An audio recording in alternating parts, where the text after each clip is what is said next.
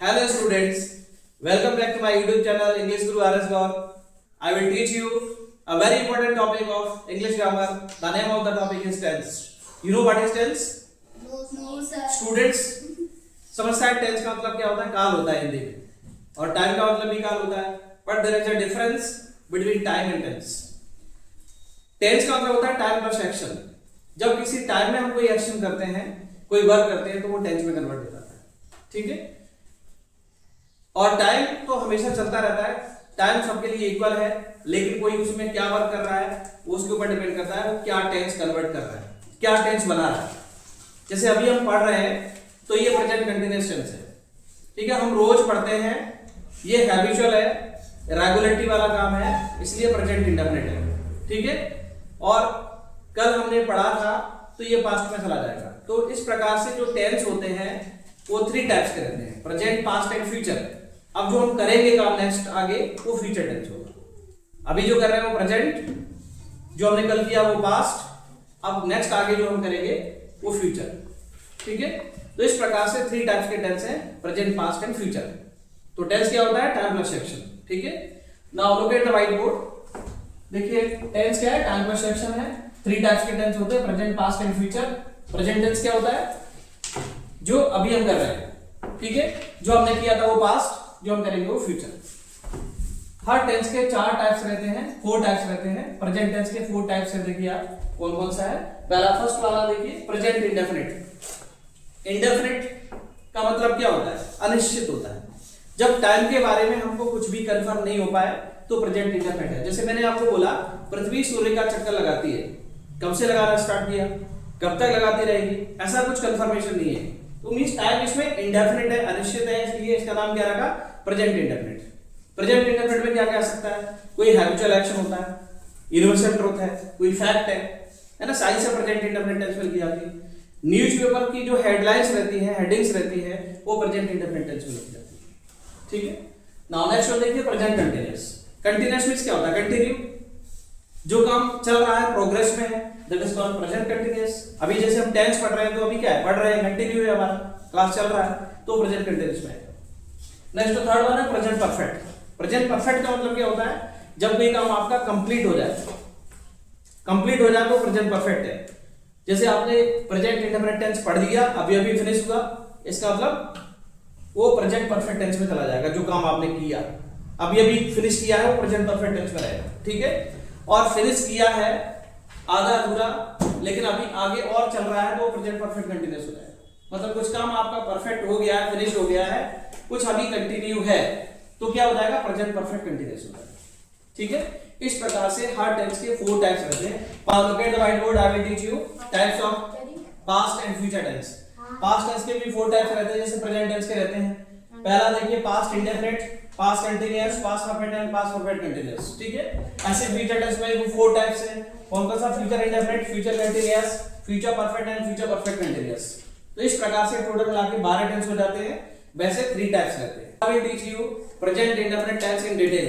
So look at the white board. देखिए present indefinite tense में helping verb क्या आती है? डू डज, और वर्ब का फर्स्ट फॉर्म आता है. डू डज का यूज अफर्मेटिव सेंटेंस में नहीं होता है, नेगेटिव इंटरोगेटिव में डू डज का यूज होता है, अफर्मेटिव में नहीं होता. ठीक है. तो आपको क्या करना पड़ेगा? जब डू डज का यूज नहीं होगा तो subject he see it name होने पर वर्ब के साथ एस या ईएस ऐड करना पड़ेगा. सिंगुलर सब्जेक्ट होने पर वर्ब के साथ एस या ईएस ऐड करेंगे. ठीक है.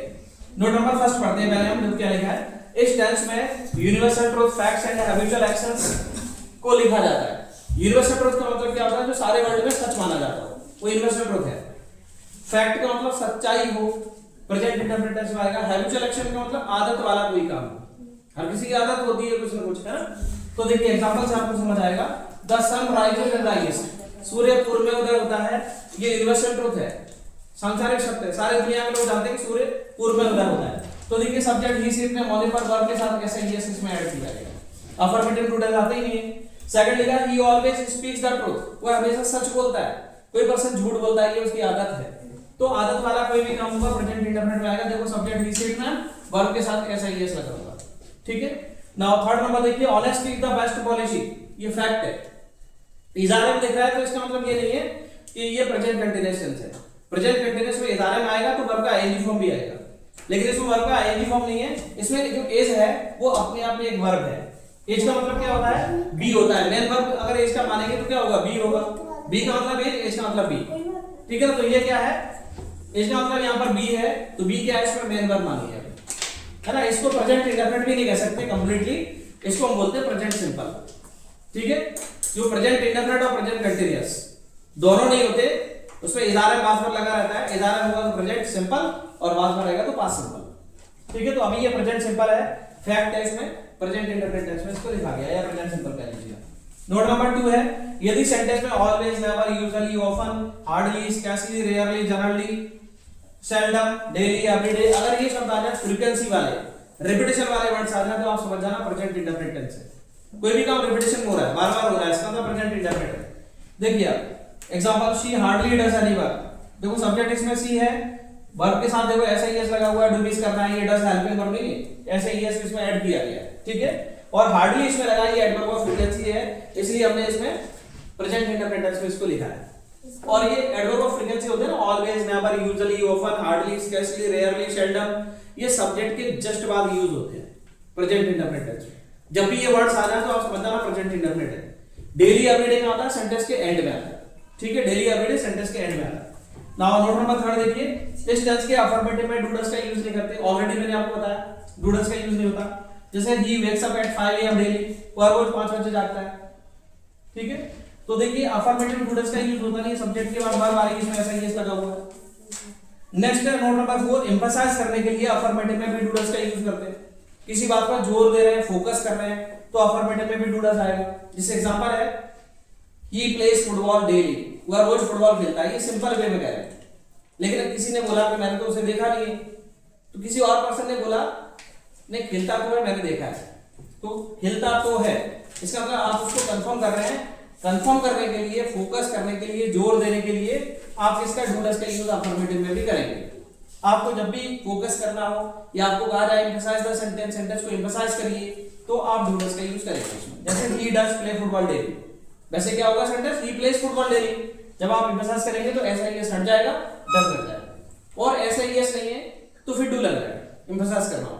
जैसे दे प्ले फुटबॉल डेली, तो they do play football daily, इस प्रकार से हो जाएगा, ठीक है। ये आपका प्रेजेंट इंडेफिनिट टेंस के बारे में जो नोट्स है, इंपॉर्टेंट चीजें हैं, वो फिनिश हो गई। Now I will teach you present continuous tense. So look at the whiteboard. Present continuous tense की HP क्या होती है? is RM plus V4, verb का ING फॉर्म आता है। V4 मींस वर्ब का ING फॉर्म, ठीक है। नोट नंबर फर्स्ट लिखा है, यदि सेंटेंस में still, now, even, now, today, अगर ये वर्ड्स आ जाए तो आप समझ जाना प्रेजेंट कंटीन्यूअस टेंस है। प्रेजेंट इंडेफिनिट में भी ऐसी कुछ पहचान थी, क्या थी उसमें था? Hardly, scarcely, rarely, seldom, never, always, daily, everyday, ऐसे वर्ड्स लिखे थे। प्रेजेंट कंटीन्यूअस में still, now, even, now, today, ठीक है ना, ये इसकी पहचान है। तो देखिए example, it is still raining here, यहां पर देखो स्टिल का यूज हो रहा है, तो आपको पता लग गया प्रेजेंट कंटीन्यूअस है। नोट नंबर 2 लिखा है, एम्फसाइज करने के लिए एदारम के बाद 2 + V1 का यूज करते हैं। एदारम के बाद आपको 2 लगाना है, 2 के बाद हमेशा वर्ब का फर्स्ट फॉर्म आता है, कहीं भी हो सेंटेंस में, ठीक है।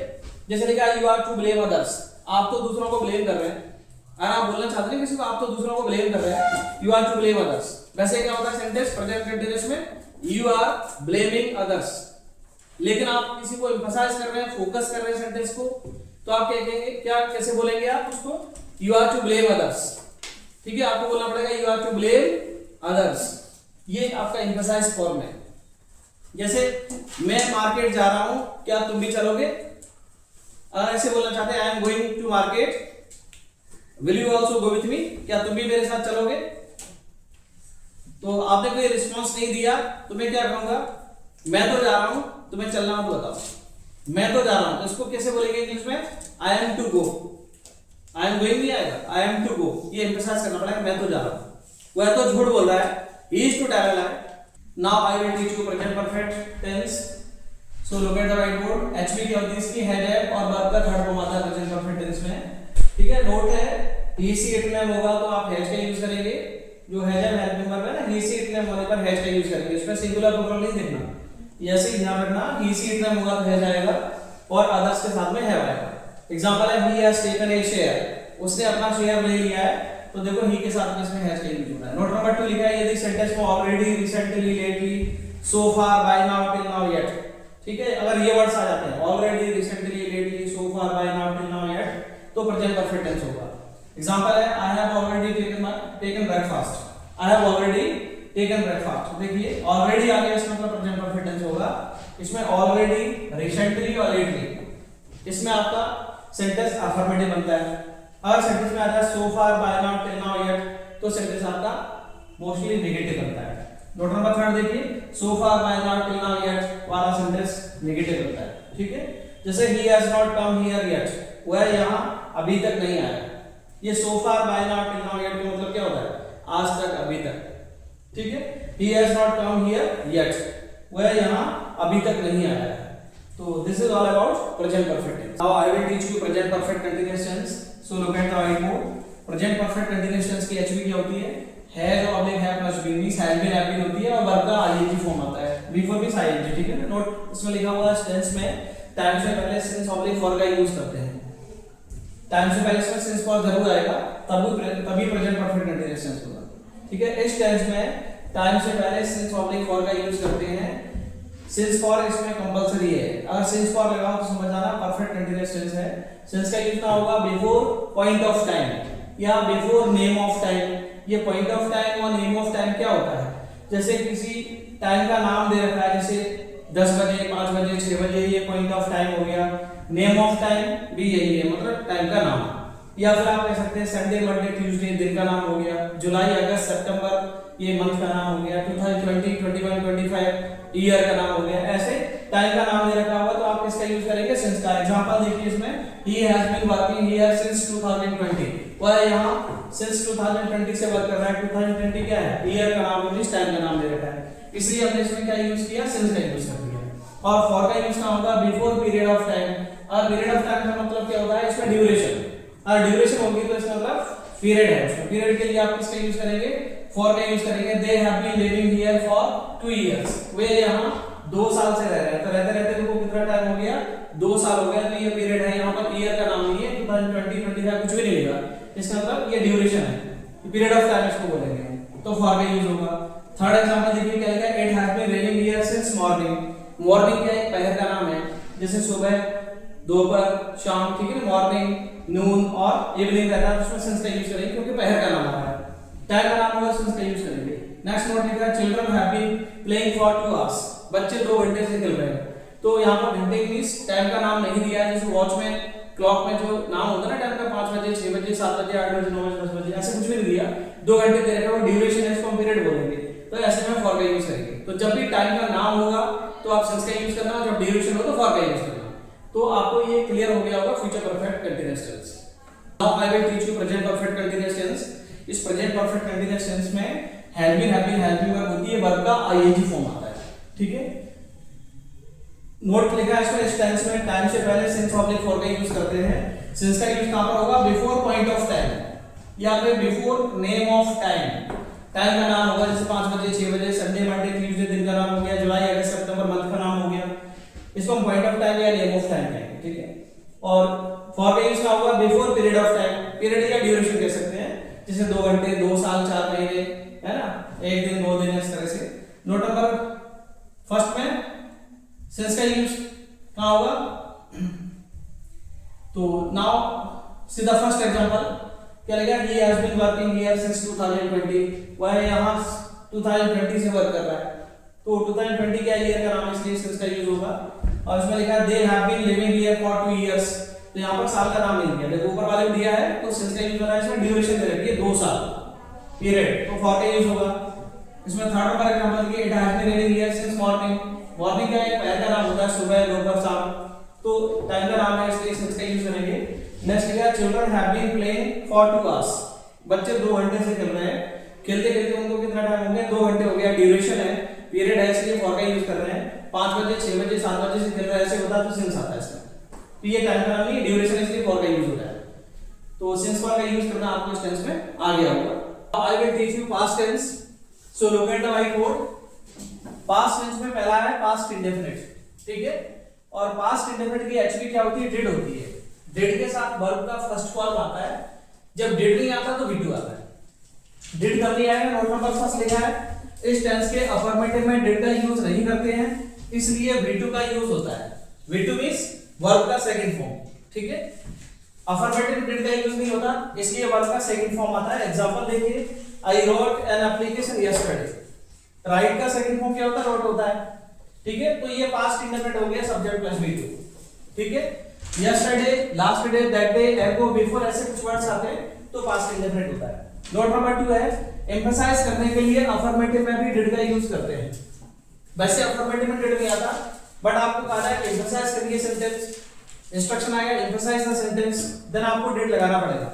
देखो, he did attend the class yesterday, उसने कल क्लास अटेंड किया तो था, ठीक है। तो डिड का यूज कर दिया यहां पर, तो वर्ब का फर्स्ट फॉर्म आ गया। मैंने आपको बोला था डिड आएगा तो भी बनाता है, ठीक है। He did attend the class yesterday, तो ये एम्फसाइज हो गया। नोट नंबर 3 है, यदि सेंटेंस में yesterday, last day, that day, एगो, बिफोर अगर ये वर्ड्स आते हैं तो कौन सा टेंस होगा? Past indefinite.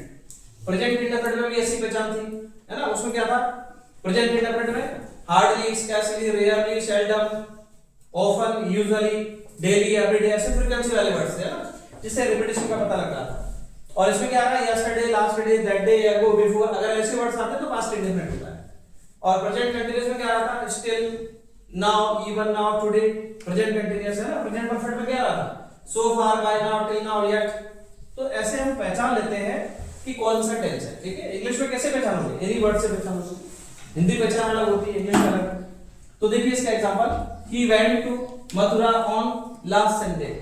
तो लास्ट संडे में पिछला पास्ट की बात हो रही है, तो देखिए वर्ब का सेकंड फॉर्म आ रहा है। ऐसे ऑप्शंस आते हैं, इसमें लिखा होगा आपके पास, जैसे गो, वेंट, गॉन, ऐसे पेपर में दिया होगा, तो इनमें से आपको फिल करना पड़ता है। तो हमें कैसे पता लगेगा कौन सा टेंस है?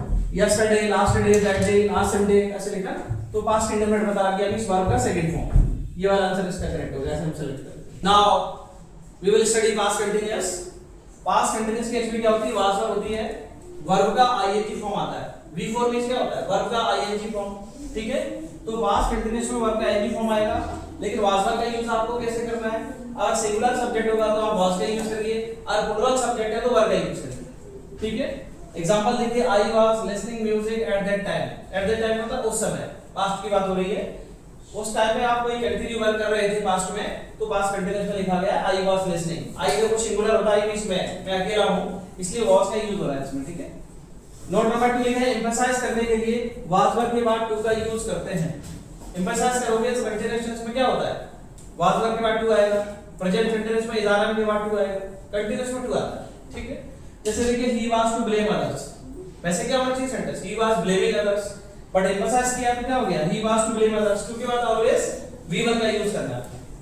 तो वह तो दूसरों को ब्लेम कर रहा था, इसका मीनिंग ये वह तो दूसरों को ब्लेम कर रहा था, तो हम फोकस कर रहे हैं, एम्फसाइज कर रहे हैं, ठीक है। नोट नंबर 3 लिखा है, यदि सेंटेंस में कुछ होने की इमेजिनेशन करते हैं तो सभी सब्जेक्ट के साथ वर्ब का यूज होता है। आज सेंटेंस में कुछ होने की इमेजिनेशन कर रहे हैं तो सारे सब्जेक्ट के साथ वर्ब लगाएंगे। देखा, I wish I were rich, इसका मतलब क्या? काश मैं अमीर होता। तो यहाँ पर होने की इमेजिनेशन हो रही है, इसलिए सारे सब्जेक्ट के साथ क्या आएगा? वर आएगा। काश मैं अमीर होता, है ना। तो देखिए, आई सिंगुलर है, लेकिन तो भी यहाँ पर किसका यूज कर रहे हैं? वर्ब का यूज कर रहे हैं। देखो, आई यहाँ पर सिंगुलर में क्या आ रहा है? वाज आ रहा है, यहाँ पर क्या आ रहा है? वर आ रहा है, क्योंकि यहाँ इमेजिनेशन हो रही है, इसलिए वर आएगा। कुछ होने की इमेजिनेशन करेंगे तो वर्ब का यूज करना है। Now look at the white board, I will teach you past perfect tense.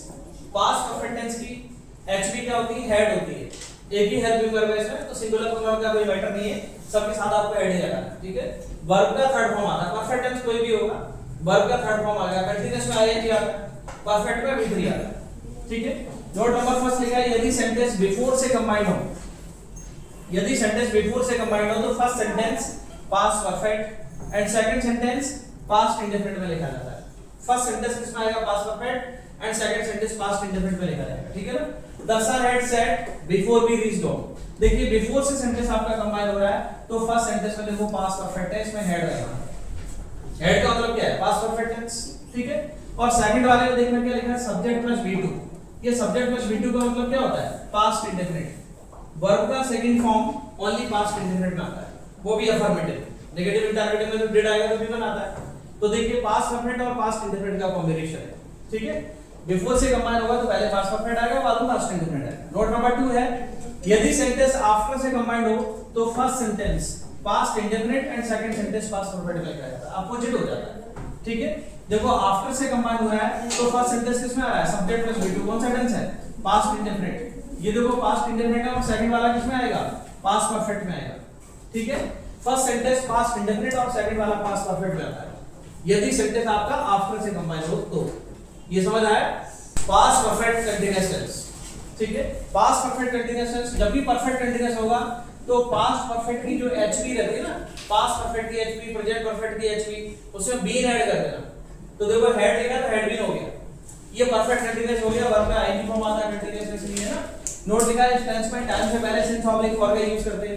ये ऑलरेडी मैंने आपको बताया सिंस का यूज कब करना है, फॉर का कब करना है, ये बता चुका हूं मैं आपको। प्रेजेंट परफेक्ट कंटीन्यूअस में जब भी टाइम का नाम होगा तो आप सिंस लगाना, ड्यूरेशन हो तो फॉर लगाना। जैसे फर्स्ट एग्जांपल देखिए, it had been raining there for 2 hours, वहां पर 2 घंटे से बारिश हो रही थी, ठीक है।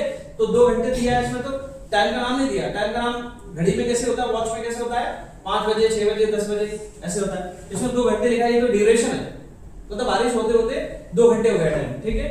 नेक्स्ट लिखा है second example, he had been working in that factory since last year.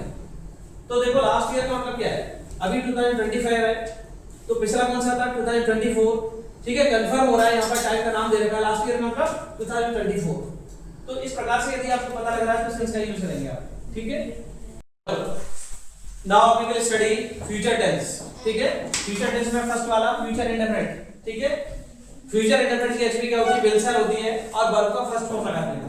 Indefinite में V1 आता है, ओनली पास्ट इंडेफिनिट के अफर्मेटिव में V2 आता है, अदरवाइज प्रेजेंट इंडेफिनिट में V1 आएगा, फ्यूचर इंडेफिनिट में V1 आएगा, पास्ट इंडेफिनिट में V1 आता है, अफर्मेटिव में ओनली V2 आता है, नेगेटिव इंडेफिनिट उसमें V1 आता है। तो देखिए आई एंड वी के साथ हम किसका यूज करेंगे, शैल, क्योंकि 2 एचपी हैं तो इनका सिंगुलर प्लूरल का इसमें कोई मैटर नहीं है। आपको देखना पड़ेगा आई एंड वी के साथ क्या आएगा, शैल, और अदर्स के साथ में क्या लगाएंगे, will. Only I and we के साथ शैल लगाना, सिंगुलर प्लूरल नहीं है इसमें, ठीक है। एग्जांपल है we shall invite all friends, तो वी के साथ में हमने शैल का यूज किया है, हम सभी फ्रेंड्स को इनवाइट करेंगे। नोट नंबर 2 लिखा है एम्फसाइज करने के लिए विल के प्लेस पर शैल एंड शैल के प्लेस पर विल का यूज करते हैं। और एम्फसाइज कर रहे हैं तो विल के प्लेस पर शैल आएगा और शैल के प्लेस पर विल आएगा, ठीक है। अपोजिट हो जाएगा, जैसे ये लिखा वी शैल, इसी को एम्फसाइज कर देते हैं तो शैल के प्लेस पर क्या करना पड़ेगा, विल करना पड़ेगा, we will invite all friends, ठीक है। तो हमने क्या किया, शैल के प्लेस पर विल का यूज कर दिया। नोट नंबर 3 लिखा है यदि सेंटेंस में tomorrow, next day, next year शब्द दिए हो तो फ्यूचर इंडेफिनिट टेंस होता है, ठीक है। We shall play football match tomorrow, अगर ऐसे कोई वर्ड्स आ जाए tomorrow, next day, next year, in future, तो फ्यूचर इंडेफिनिट टेंस होगा। तो आपको आई एंड वी के साथ में शैल लगाना है, बाकी सब साथ में लगा देना, ठीक है। तो ये फ्यूचर इंडेफिनिट टेंस आपका कंप्लीट हो गया। Now we will study future continuous tense. Future continuous tense की एचपी क्या होती है, विल बी शैल बी, ठीक है ना। जो फ्यूचर इंडेफिनिट है विल शैल, उसी में बी लग जाता है, विल बी शैल बी हो जाता है, वर्ब का आईएनजी फॉर्म आता है। एग्जांपल फर्स्ट लिखा है he will be doing home task, ये अफर्मेटिव सेंटेंस है, ठीक है। ये कैसा है, अफर्मेटिव है, विल बी के साथ वर्ब का आईएनजी फॉर्म लगा देना है आपको। अगर इसका हम नेगेटिव बनाते हैं तो हेल्पिंग वर्ब का जो फर्स्ट वर्ड रहता है उसके बाद आपको नॉट का यूज करना पड़ता है। ऐसा नहीं करना विल बी नॉट कर दोगे तो गलत हो जाएगा आपका। आपको फर्स्ट वर्ड जो हेल्पिंग वर्ब है इसी के बाद नॉट लगाना होता है। देखिए नॉट का यूज किया, फिर बी लिखा है इसमें, they will not be playing, ये आपका हो गया नेगेटिव, ठीक है। नेक्स्ट लिखा है will he be watching TV. अगर आपको इंटरमीडिएट बनाने को बोला जाता है तो हेल्पिंग वर्ब का फर्स्ट वर्ड आपको बिगिनिंग में लिखना है, सब्जेक्ट से पहले। हेल्पिंग वर्ब का फर्स्ट वर्ड ओनली, जो बचा हुआ पार्ट है वो बाद में आएगा। तो will he be watching TV, question mark लगाना इंटरमीडिएट में, ठीक है। इंटरमीडिएट बनाएंगे तो हेल्पिंग वर्ब का फर्स्ट वर्ड पहले आएगा, नेगेटिव बनाएंगे तो फर्स्ट वर्ड के बाद नॉट आएगा, ठीक, clear. Now we will study future perfect tense, ठीक है। So look at the right board. Future perfect की एचपी क्या होती है, will object share plus have, जो फ्यूचर इंडेफिनिट है विल से उसी में हैव ऐड कर देंगे तो फ्यूचर परफेक्ट हो जाता है, और परफेक्ट में ऑलवेज बी3 का यूज करते हैं, ठीक है। नोट नंबर फर्स्ट लिखा है यदि सेंटेंस बिफोर से कंबाइंड हो तो first sentence future perfect and second sentence present indefinite में लिखा जाता है। इसमें future perfect and present indefinite का कॉम्बिनेशन है। इससे पहले जो हमने पढ़ा उसमें past perfect and past indefinite का कॉम्बिनेशन था, तो आपको टेंस देखना पड़ेगा कौन सा है, ठीक है, क्योंकि उसमें बिफोर आफ्टर आ रहा था। तो एग्जांपल देखिए first, they will have reached home, वे घर पहुंच चुके होंगे before the sun sets. Sun sets subject plus be well, कौन सा टेंस है, प्रेजेंट इंडेफिनिट, ये आपका प्रेजेंट इंडेफिनिट है, ठीक है। और ये देखिए विल हैव लिखा है, इसका मतलब ये फ्यूचर परफेक्ट टेंस है, विल हैव से हमारा फ्यूचर परफेक्ट, फ्यूचर परफेक्ट का एंड प्रेजेंट इंडेफिनिट का कॉम्बिनेशन होता है आर बिफोर से कंबाइन हो। नोट नंबर 2 है, यदि सेंटेंस आफ्टर से कंबाइंड हो तो first sentence present indefinite and second sentence future perfect में लिखा जाता है, अपोजिट हो जाएगा। ठीक है, एग्जांपल देखिए, the train departs, subject plus V1 departs means कौन सा टेंस है, प्रेजेंट इंडेफिनिट। ठीक है, ये आपका प्रेजेंट इंडेफिनिट हो गया, आफ्टर से कंबाइन हो रहा है इसलिए प्रेजेंट इंडेफिनिट पहले और फ्यूचर परफेक्ट बाद में आता है, ये आपका फ्यूचर परफेक्ट है। नाउ देखिए नोट नंबर 3, यदि सेंटेंस में फ्यूचर टाइम के साथ टिल एंड बाय का यूज हो, टिल एंड बाय का यूज हो फ्यूचर टाइम के साथ में तो फ्यूचर परफेक्ट टेंस होता है। He will have finish the whole work till evening, till evening का मतलब शाम तक पूरा काम फिनिश कर चुका होगा या कर लेगा वो। ठीक है, तो ये फ्यूचर परफेक्ट टेंस है, इसमें फ्यूचर टाइम के साथ में टिल एंड बाय का यूज होता है। फ्यूचर परफेक्ट कंटीन्यूअस, तो इसकी एचबी क्या होती है, will oblique shall plus have been plus verb का आईएनजी फॉर्म आता है। ठीक है ना, फ्यूचर परफेक्ट कंटीन्यूअस। नोट लिखा है टेंस में भी टाइम से पहले सिंस ऑब्लिक फॉर का यूज करते हैं। जो भी परफेक्ट कंटीन्यूअस टेंस है उनमें सिंस फॉर आता है, क्या प्रेजेंट परफेक्ट कंटीन्यूअस हो, चाहे पास्ट परफेक्ट कंटीन्यूअस हो, चाहे फ्यूचर परफेक्ट कंटीन्यूअस हो। ठीक है, एग्जांपल फर्स्ट में देखिए, he will have been studying in this college since next year. Next year means अगले साल से, अगले साल का मतलब 2025-26। ठीक है, अगले साल 26 से, तो नेक्स्ट ईयर से कंफर्म हो रहा है हमें टाइम का, तो आप सिंस का यूज कर रहे हैं इसमें। They will have been playing for 2 hours, वे 2 घंटे से खेल रहे होंगे, तो यहां पर 2 घंटे का हमें पता नहीं कौन सा टाइम है। ठीक है, इसलिए ड्यूरेशन है तो आपको इसमें फॉर का यूज करना पड़ेगा। Now I will tell you about some important notes about tense, so look at the right note. First note है, ये बहुत इंपॉर्टेंट है, ध्यान से देखना। नेगेटिव बनाने के लिए somebody के प्लेस पर nobody एंड ऑलवेज के प्लेस पर नेवर का यूज करते हैं। आपको नेगेटिव बनाना है तो somebody के प्लेस पर nobody लिखना, नॉट नहीं लगाना। ठीक है, ऑलवेज के प्लेस पर नेवर का यूज करना। नेक्स्ट नोट नंबर 2 है, लेट वाले सेंटेंस का नेगेटिव बनाने के लिए ऑब्जेक्ट के बाद नॉट का यूज करते हैं। ऑब्जेक्ट कैसा है, लेट के बाद लिखा रहता है, ये ऑब्जेक्ट है। Let her not go alone, object के बाद नॉट का यूज करते हैं। इसमें विदाउट हेल्पिंग वर्ब नॉट का यूज होता है। नेक्स्ट है नोट नंबर 3, इंपरेटिव सेंटेंस का नेगेटिव बनाने के लिए V1 से पहले डॉट का यूज करते हैं। इंपरेटिव सेंटेंस क्या होता है, जो V1 से स्टार्ट, तो V1 से पहले आपको डॉट लगाना पड़ता है। जैसे लिखा है वेस्ट योर टाइम, तो ये V1 है वेस्ट, इससे पहले हमने क्या लगा दिया, डॉट लगा दिया, तो ये नेगेटिव हो गया। नेक्स्ट है 4th नंबर, इंपरेटिव सेंटेंस का एम्फसाइज करने के लिए V1 से पहले डू का यूज करते हैं। तो इंपरेटिव सेंटेंस जो रहता है उसका नेगेटिव बनाएंगे डॉट आएगा, और यदि आप इसका एम्फसाइज करना चाहते हैं तो V1 से पहले आपको डू का यूज करना पड़ेगा। एग्जांपल है please do sit here, example के सेंटेंस क्या होना चाहिए, प्लीज सिट हियर, लेकिन आप पहले एम्फसाइज करिए, फोकस करिए, जोर दीजिए सेंटेंस पे, बात आप थोड़ा सा प्रेशर करके फोर्स करके कहिए, तो प्लीज डू सिट हियर, कृपया यहां बैठिए, तो इस तरह से होता है, कृपया यहां बैठिए तो प्लीज, तो आप डू का यूज करेंगे यहां पर V1 से पहले। 5th नंबर लिखा है without changing the meaning, negative बनाने के लिए आपको मेन वर्ड का अपोजिट लिखना पड़ता है। सेंटेंस में मान लो ही फेल्ड लास्ट ईयर, आपको कहा जाए इसका नेगेटिव बनाइए without changing the meaning. Fail का अपोजिट क्या होता है, पास होता है, पास्ट इंडेफिनिट क्या हो जाएगा, he did not pass last year. Next, hardly, scarcely, rarely, seldom, never, neither, none, ये वर्ड्स कैसे होते हैं, नेगेटिव होते हैं, इनके साथ नॉट का यूज नहीं होना चाहिए। यदि नो या नॉट का यूज किया गया तो सेंटेंस में एरर है। एडिटिंग करने के लिए भी सेंटेंस आता है, एरर फाइंड आउट करने के लिए, करेक्शन भी आता है करेक्ट करने के लिए। तो आपको पता होना चाहिए hardly, scarcely, rarely, seldom, never, neither, none, ये वर्ड्स नेगेटिव होते हैं, इनके साथ नो या नॉट का यूज नहीं होता। So this is all about tense. तो इस प्रकार से टेंस टॉपिक आपका फिनिश हो गया है। अगर आपको ये एक्सप्लेनेशन पसंद आया और आपको नॉलेजफुल लगा है तो आप वीडियो को लाइक करिए, वॉच करिए, शेयर करिए एंड चैनल को सब्सक्राइब करिए। Thank you, have a nice day.